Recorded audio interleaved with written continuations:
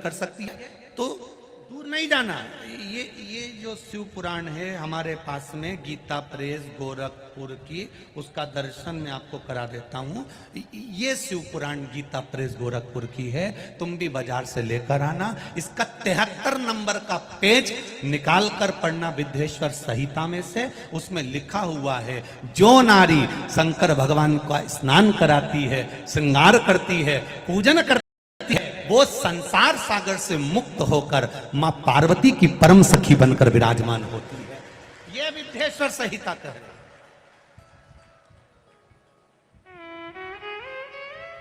और इसी शिव महापुराण का 73वें नंबर का पेज पढ़ने के बाद में 75 नंबर पेज को पढ़ना विद्येश्वर संहिता का।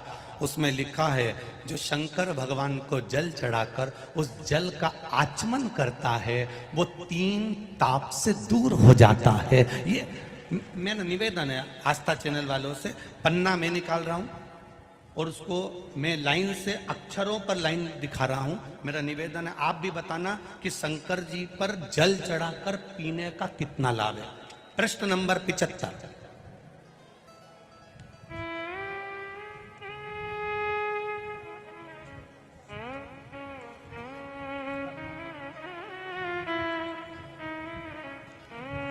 अब आस्था चैनल से निवेदन है, और आप सब भी एलसीडी पर ध्यान देंगे, और अपने अपने मोबाइल पर भी, जितने लोग टीवी पर कथा सुन रहे हैं वो, मोबाइल पर सुनने वाले वो, जो लोग कहते हैं शिव जी पर जल चढ़ा हुआ नहीं पीना चाहिए, उसके लिए मेरे वेद व्यास जी लिख रहे हैं, पेज नंबर 75 विद्येश्वर संहिता, ध्यान रखिएगा। जो मनुष्य, उंगली पर ध्यान देंगे जो टीवी पर चल रही है, जो मनुष्य शिवलिंग को विधि पूर्वक स्नान कराकर उस स्नान के जल का 3 बार आचमन करता है, उसके कायिक, वाचिक और मानसिक तीनों प्रकार के पाप शीघ्र नष्ट हो जाते हैं। ये शिव पुराण। अब शंकर भगवान के शिवलिंग पर चढ़ा हुआ नैवेद्य, शंकर भगवान के शिवलिंग पर चढ़ा हुआ प्रसाद खा सकते हैं कि नहीं खा सकते? कोई कहता है महाराज जी स्वान की योनि हो जाएगी, कुत्ता बन जाओगे, ये बन जाओगे, कोई कहेगा वो बन जाओगे। अब उसको पढ़िए, पेज नंबर 75 शिव महापुराण विद्येश्वर संहिता। मेरी उंगली चल रही, वहां पर ध्यान देना। भगवान शिव का नैवेद्य अग्रह है। इस भगवान भावना को मन से निकाल दें कि शिव जी का चढ़ा हुआ प्रसाद नहीं खाया जाता, ये भावना मन से निकालें। शिव के नैवेद्य को देख लेने मात्र से भी सारे पाप दूर हो जाते हैं, खाने की तो बात ही दूसरी है। अब क्या लिखा है अगली लाइन, उसको खा लेने पर तो करोड़ों पुण्य अपने भीतर आ जाते हैं। आए हुए शिव नैवेद्य को, जो शंकर का प्रसाद है, शिव जी पे चढ़ा हुआ नैवेद्य है, अगर वो आपके सामने आ जाए, उसको सिर झुकाकर प्रसन्नता पूर्वक खा लेना चाहिए।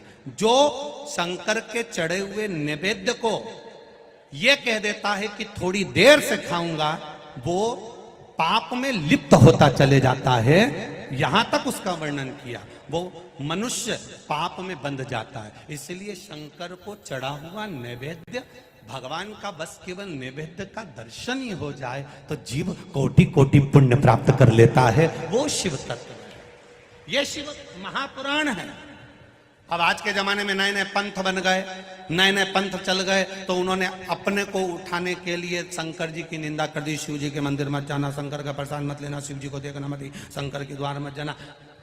हम किसी पंथ की पुस्तक की बात नहीं करते, क्योंकि सबने अपने अपने पंथ बनाए, तो सबने अपने अपने भाव से लिखा। हम वेद व्यास जी ने जो विद्येश्वर संहिता में लिखा, उस शिव महापुराण का वर्णन करते हैं, जो आपने 75 number page Gita Press Gorakhpur की शिव महापुराण पुस्तक का आनंद करते हुए इस पुराण में पढ़ा। विद्येश्वर संहिता स्मरण, भ्रांति निकालो मन से।